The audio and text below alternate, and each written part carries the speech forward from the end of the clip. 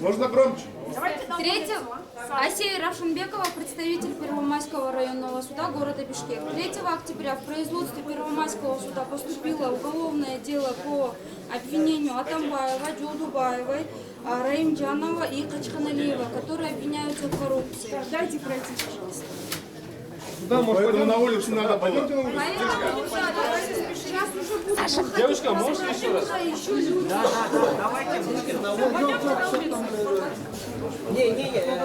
Давайте на улице выйдем. А вот сюда подойдите, в коридор выйдем, ребята. Постановлением от 7 октября этого года судом было вынесено постановление о назначении предварительного слушания на 11 октября.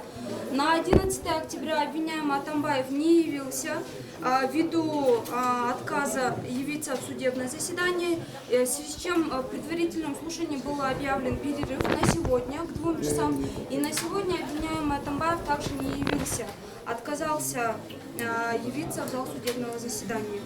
Сегодня в судебном заседании также объявили перерыв в предварительном судебном заседании. Суд обязал органы ГСИН, чтобы они обеспечили явку обвиняемого. На какое число? Будет На привод. завтра... У нас завтра. 15. На 15 Будет привод, да? Нет, принудительный привод, нету такого понятия. Это просто обеспечение явки обвиняемого Атамбаева. А если он На отказывается, как они его обеспечат явку? Ну, это уже не знаю тогда, как они обеспечат.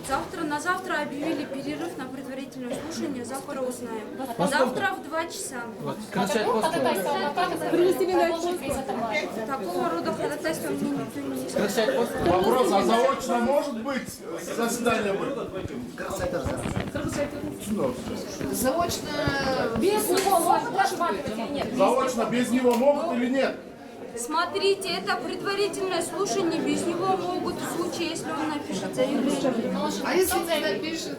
Если не напишет, ну суд уже решит, сам уже. Закон позволяет, да? Да.